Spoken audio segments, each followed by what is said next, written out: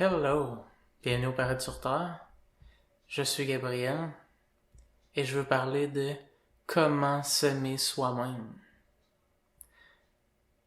Comment s'aimer soi-même, c'est une question qui est aussi profonde que qui suis-je? Comment se connaître soi-même? Et ultimement, c'est le genre de question qui vaut la peine de littéralement dévouer sa vie à vouloir connaître la réponse. Comment s'aimer soi-même?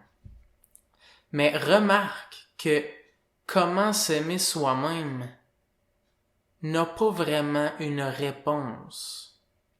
Comment s'aimer soi-même est plutôt le genre de question qu'on pose pour avoir une direction.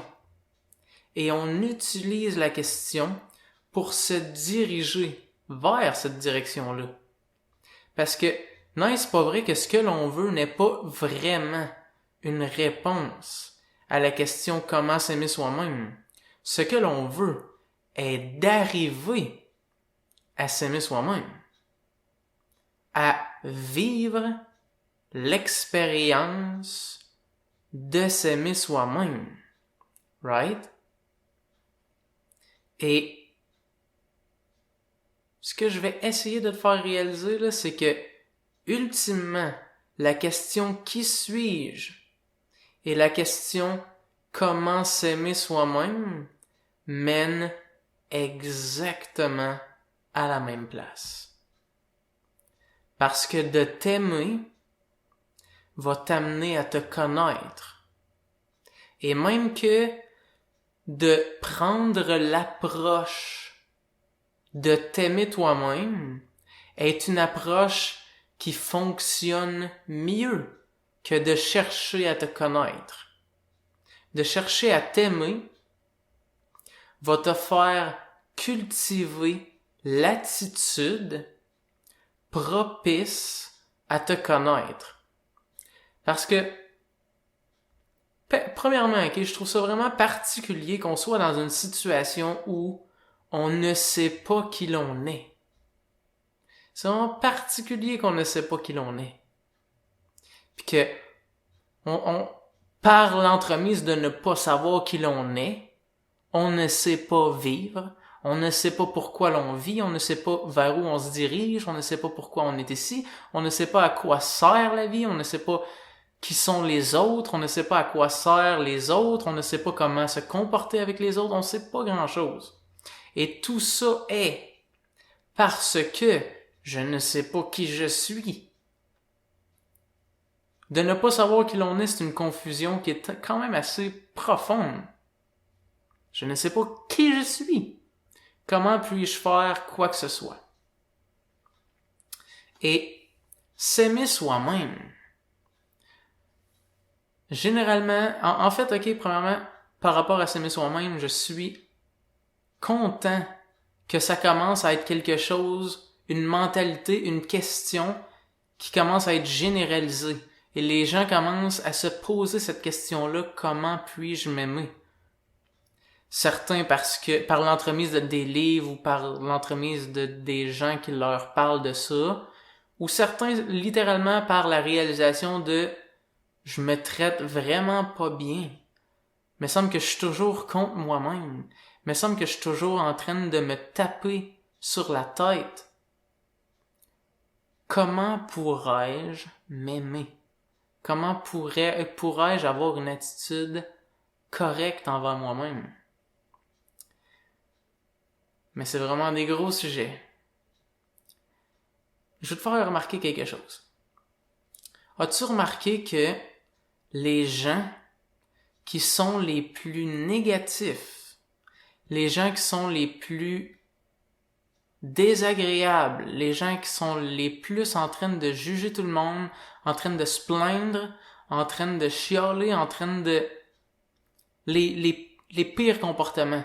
As-tu remarqué que ces gens-là, lorsqu'ils sont en ta présence, sont ceux qui te connaissent le moins? Ils assument plein de choses par rapport à toi. Ils s'imaginent plein de choses que tu fais quand ils sont pas là, qui sont généralement totalement fausses. Et au final, ils savent même pas comment tu te sens au moment où t'es avec eux. Ils sont même pas capables de reconnaître qui tu es, pas dans l'entièreté de ta vie, mais juste en ce moment, devant eux. Parce qu'ils sont trop occupés à dire des choses de toi, à se plaindre de ce que tu devrais faire, à se plaindre de comment tu fais des choses pas correctes, à se plaindre de comment devrait être ta vie, pis non.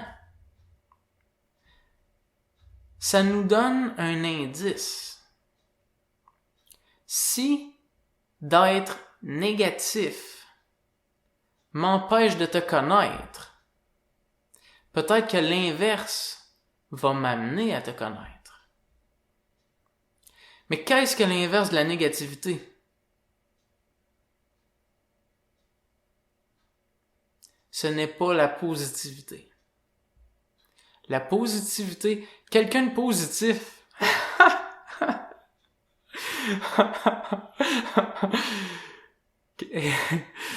Quelqu'un de positif, quand il est en ta présence, il est trop occupé à d'être positif pour te connaître.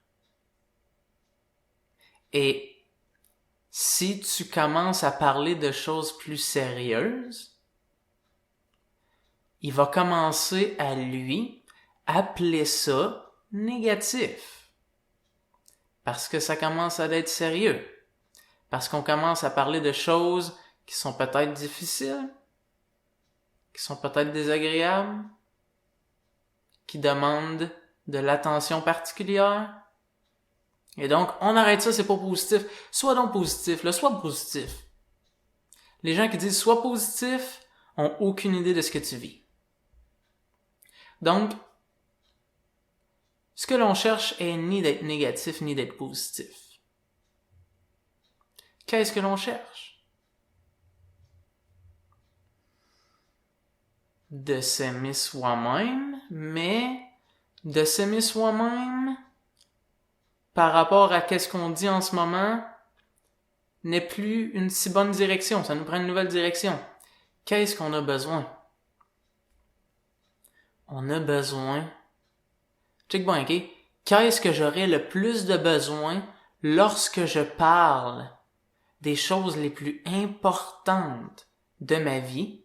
Qu'est-ce que j'aurais besoin que l'autre qui est devant moi, dont je lui parle, fasse? En tout cas, ce n'est pas d'être négatif et ce n'est pas d'être positif. Ce que j'aurais besoin qu'il fasse est de m'écouter. Mais de m'écouter avec ouverture.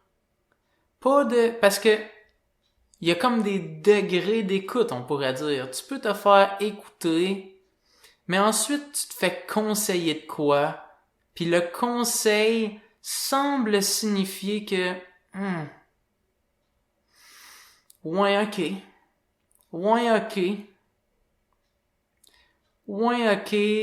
peut-être que je devrais faire plus de quelque chose de cette chose-là,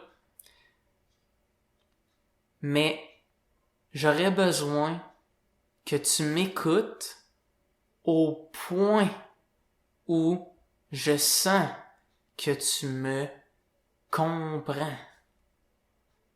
J'ai besoin d'être compris. Et s'aimer soi-même, c'est de s'écouter soi-même jusqu'à ce qu'on se comprenne. N'est-ce pas particulier que on ne s'écoute pas? C'est étrange juste de dire ça comme ça. C'est quoi ça? Je m'écoute pas. Comment ça, je suis pas moi-même? C'est quoi cette affaire-là? Je suis pas moi? Je suis pas supposé déjà savoir ce que je suis? Je suis pas supposé déjà savoir ce qui est à l'intérieur de moi? Eh bien, je ne sais pas pourquoi c'est comme ça, ok? Moi, honnêtement. Mais je peux te dire que ça l'est, par contre. Puis que il faut s'écouter soi-même. Il faut s'écouter. Et ce que j'ai pu voir, ok, est que ça prend la même... Par exemple, ok, quelqu'un qui te parle de quelque chose de sensible, quelqu'un qui te parle de quelque chose d'intime et qui parlerait pas à n'importe qui, ok? Il a besoin d'une attitude propice de ta part pour être entendu. Il a besoin que tu sois ouvert, réceptif, sans jugement.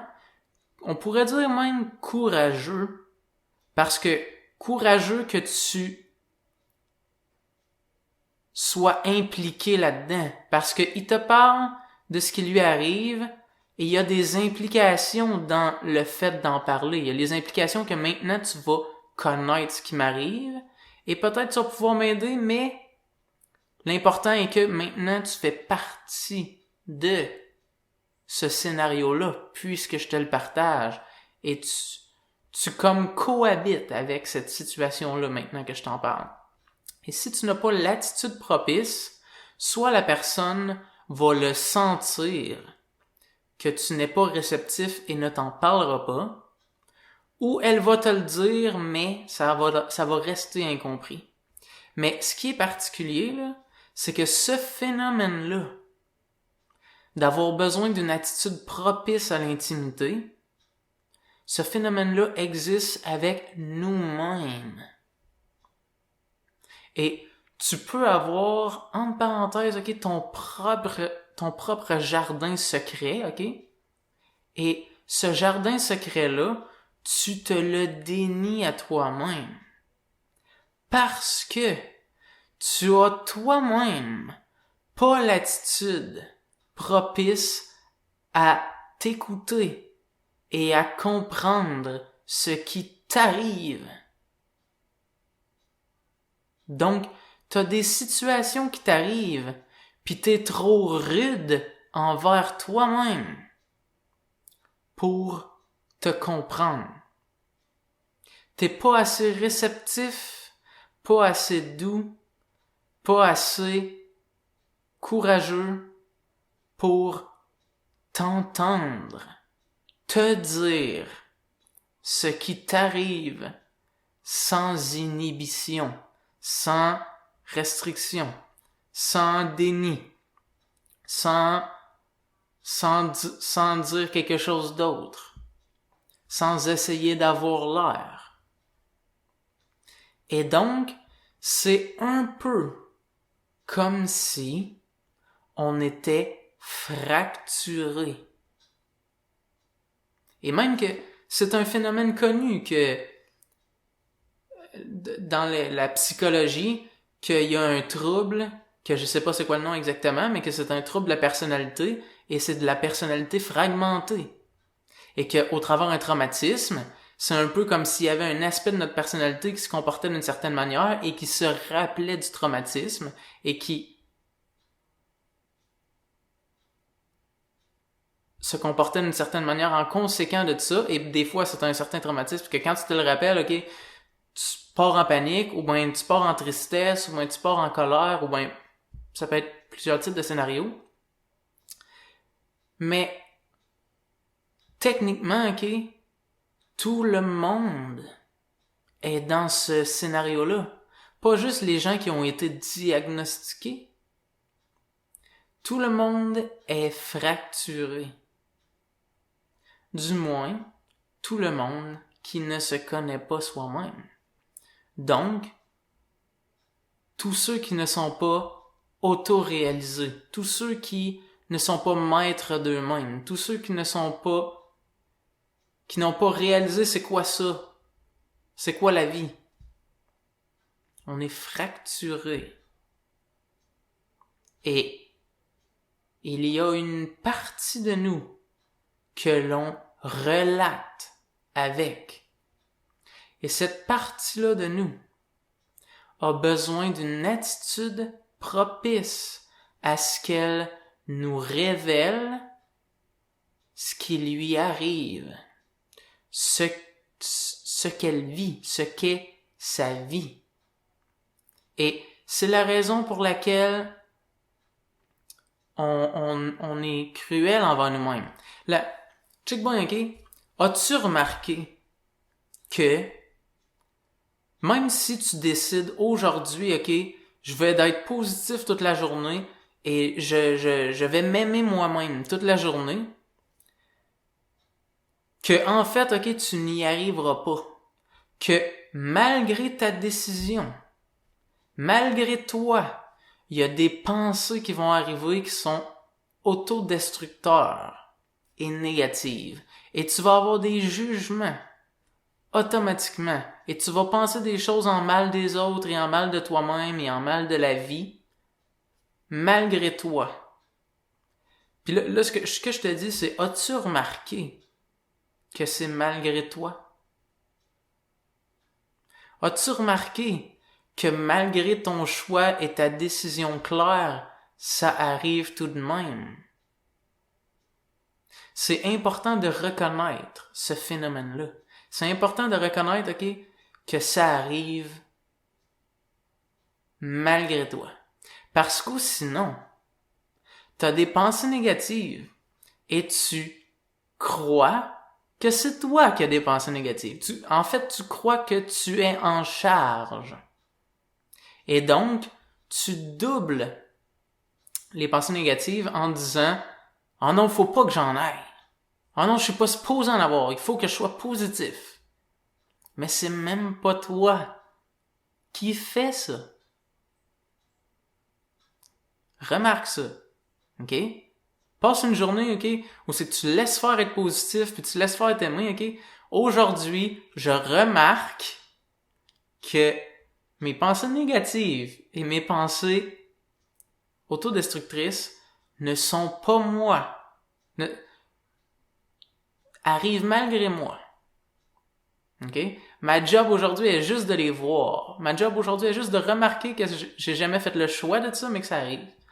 Et ce qui est drôle, ok, c'est que non seulement si tu prends le temps d'observer ça, ça va t'amener beaucoup de réalisation, mais aussi ce qui est intéressant, ok, c'est que si tu le fais, ok, c'est une des méthodes, c'est une très bonne méthode, ok, pour en fait être beaucoup moins négatif. Sais-tu pourquoi? Parce que la partie de toi qui est négative commence à se sentir entendue, commence à se sentir écoutée. Et là, whoop, elle commence à être réticente à parler, parce qu'elle parle beaucoup quand elle n'est pas écoutée. Parce que l'écoute est un signe d'amour. L'écoute est une preuve, une expression d'amour.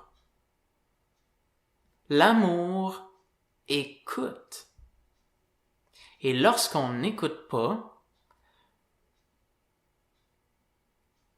au niveau expressif, au niveau expérientiel, on démontre qu'il y a quelque chose d'autre de plus important que d'écouter la personne qui est devant nous ou nous-mêmes, qui est un peu comme une personne tant et aussi longtemps qu'on est fracturé, ce que l'on appellerait l'ego. Et aujourd'hui, ça circule l'idée que l'ego n'est plus à vaincre et à détruire, mais plutôt à intégrer. Comment est-ce qu'on intègre l'ego? Une seule chose. En l'écoutant. Cette partie-là de toi qui est déconnectée de toi et qui parle malgré toi a un seul besoin. Et c'est le besoin d'être entendu, d'être écouté. Et l'écoute est une valeur qui est directement attachée et reliée à toutes les autres valeurs. Et donc, Si tu focuses sur cette valeur-là qui est l'écoute, ok, et tu dis je vais écouter cette partie-là qui est en dedans de moi et je vais découvrir ce qu'elle a à dire, ok, la journée parce que ça va être un processus que tu vas l'approfondir de jour en jour, et la journée où tu vas réellement entendre en entièreté ce qui est à l'intérieur de toi, tu vas découvrir qui tu es et tu vas t'aimer. Parce que tu vas t'être entendu plutôt que t'être distrait.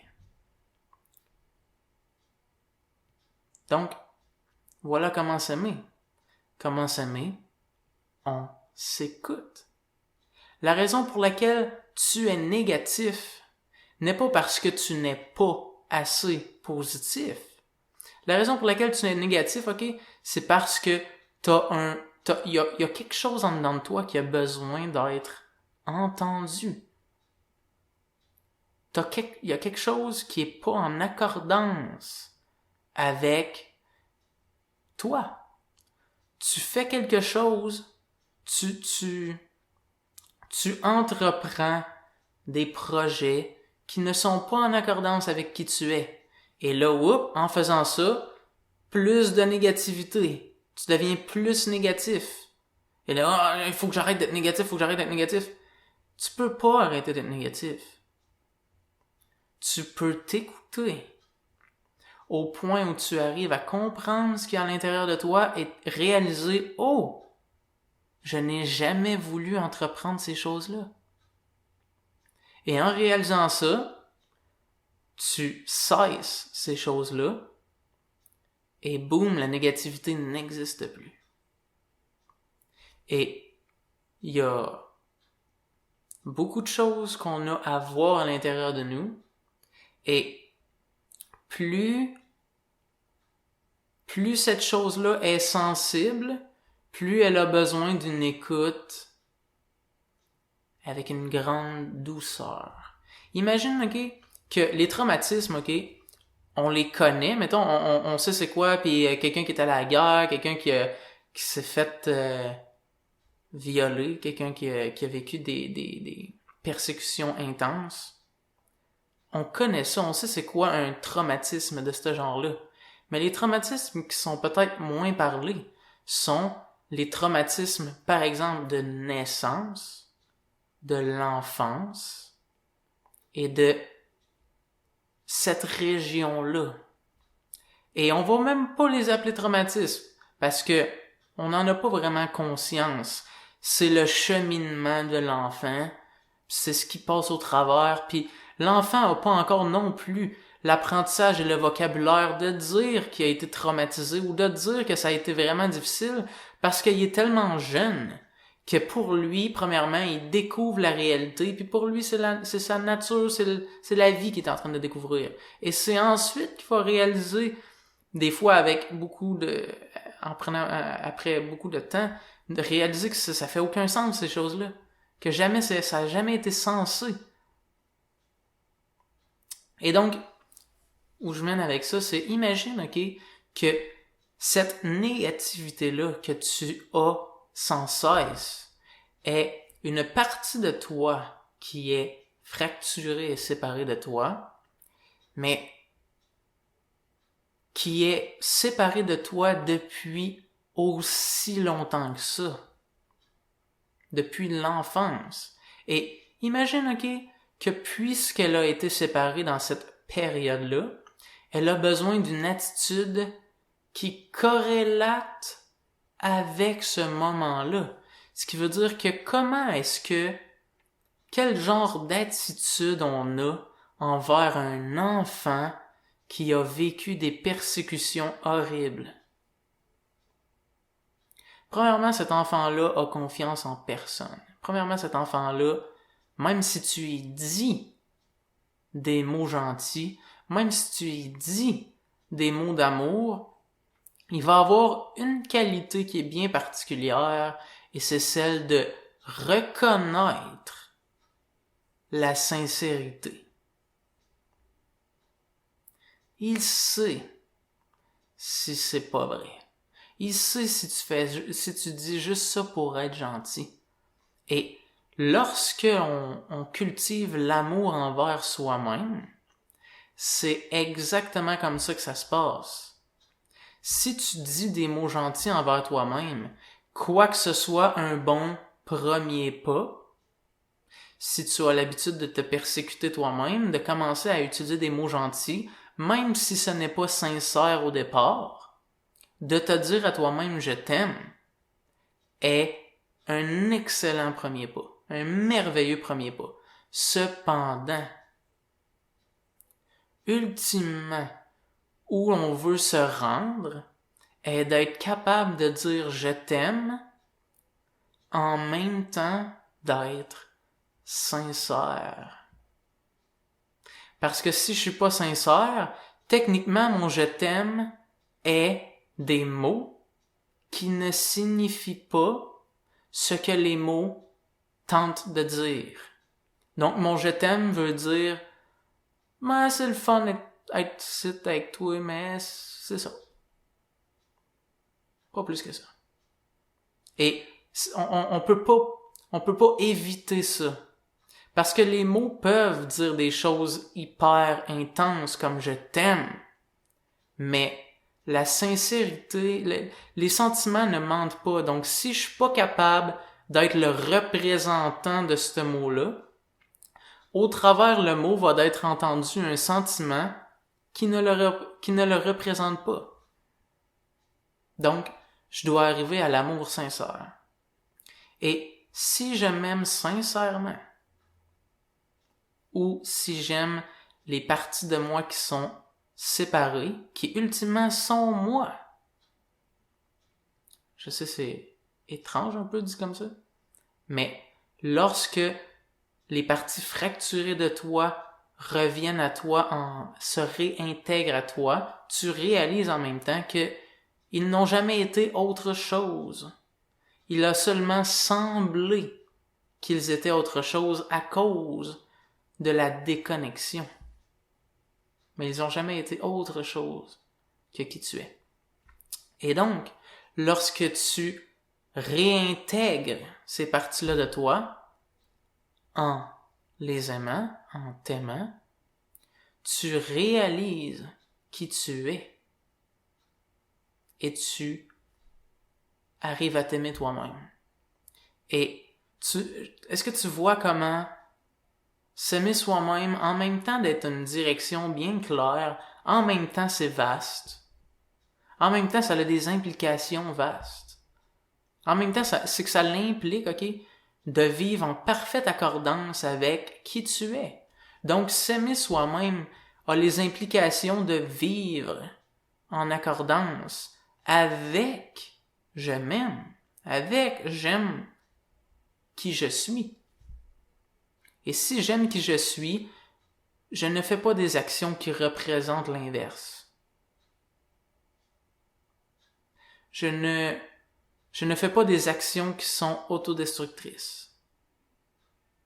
Et je ne dis pas ça pour dire que vous êtes à blâmer si vous le faites, parce que, comme les pensées négatives, les actions autodestructrices sont aussi des choses qui arrivent malgré vous. Ça s'appelle de la compulsion. C'est que c'est quelque chose qui te tire, qui t'amène à le faire. Pourquoi? Parce que il y a des parties de nous que l'on n'écoute pas, et ces parties de nous-là, s'ils n'ont pas le droit à notre amour, eh bien, ils veulent quelque chose d'autre. Une compensation. Et s'ils n'ont pas l'amour, ils vont vouloir de la bouffe, ils vont vouloir des cigarettes, ils vont vouloir de l'alcool, ils vont vouloir du pot, ils vont vouloir du sexe, ils vont vouloir aller voir des vidéos sur YouTube sans arrêt, ils vont vouloir aller sur Facebook sans arrêt, ils vont vouloir manger plus qu'il faut, ils vont vouloir faire peut-être même des sports extrêmes des fois, ou de se plaindre. Peu importe. Toutes les compulsivités sont la même chose. Ils sont une compensation de l'amour que je n'ai pas. Et donc de la réceptivité que je n'ai pas, que je ne suis pas entendu. Et que je suis donc incompris. Et si je suis pour être incompris, eh bien, je vais avoir le droit à quelque chose. Ça va être peu importe quoi, mais ça va être quelque chose.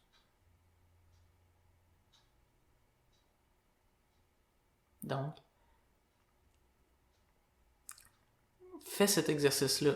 Écoute-toi toi-même. Fais juste écouter ce qui est à l'intérieur de toi. Puis, ne vois pas ce qui est à l'intérieur de toi comme négatif. Vois-le comme une des meilleures choses que tu peux faire, ok, c'est peu importe la négativité qui émane à l'intérieur de toi, vois-le comme un enfant blessé. Parce que si tu commences à appliquer cette vision-là qu'il y a un enfant blessé à l'intérieur de toi, ok, qui est déjà une manière connue de voir ce qui se passe à l'intérieur de soi, l'enfant intérieur, mais c'est parce que si tu le vois comme un enfant blessé, déjà là, ok, d'appliquer cette perception-là va commencer à augmenter ton degré d'écoute et de réceptivité et de compassion. Parce que si tu ne penses pas ça, si tu n'appliques pas une perception comme celle-là, il se peut que tu sois confus par rapport à c'est quoi ça qui m'arrive, pourquoi je suis négatif. Et donc, la tendance va être de blâmer. Et donc, il y a un conflit intérieur avec soi-même. Et donc, le but est donc de terminer le conflit intérieur, ok? Puis conflit. Qu'on soit intègre, intégré, que tous les parties de nous soient intégrées, qu'on ne soit un, qu'on soit en harmonie avec soi-même. C'est ça, s'aimer. Et donc, c'est un chemin. Et si vous êtes là, vous êtes définitivement sur le chemin. Et techniquement, ok, en passant, si vous êtes en train d'écouter ça, c'est à un certain degré une preuve d'amour. Puis je dis pas ça pour vanter mes vidéos, mais parce que vous avez l'intention de ça.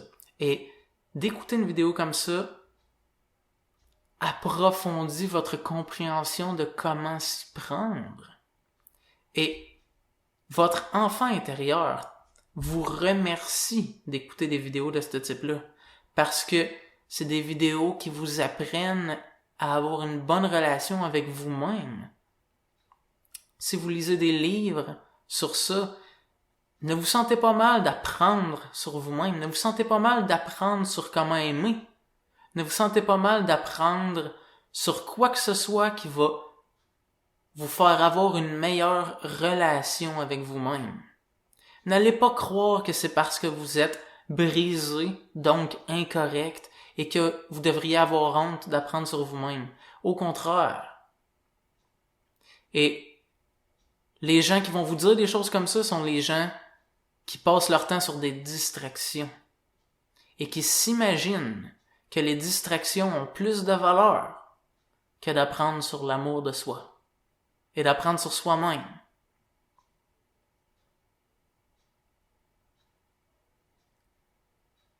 Tant et aussi longtemps que tu te connais pas toi-même, techniquement, ok, c'est le seul but de ta vie. Il n'y a aucun autre but. Tous les autres buts que tu vas avoir, ok, vont te faire sentir que tu vas dans la mauvaise direction. Ou sinon, pour que tu ailles dans une autre direction, mais que tu sentes tout de même que tu vas dans la bonne direction, comme par exemple exprimer ton art, comme que je fais, ou bien, peu importe, faire de la musique, faire des sports, ou peu importe, ok, peu importe ce que tu fais, ok, pour que ça soit la bonne direction, il faut que ça soit relié à s'aimer soi-même.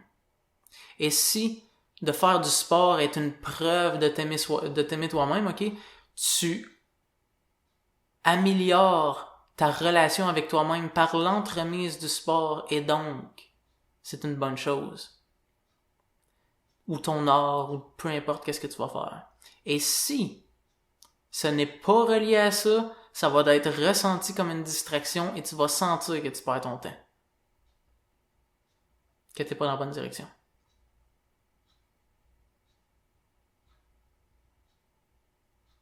Alright. Donc c'est comme ça. Du moins ça c'est